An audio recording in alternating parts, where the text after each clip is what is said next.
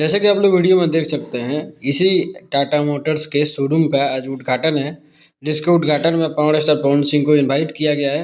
अभी से कुछ देर बाद पवन सिंह एंट्री ले सकते हैं किसी भी समय में।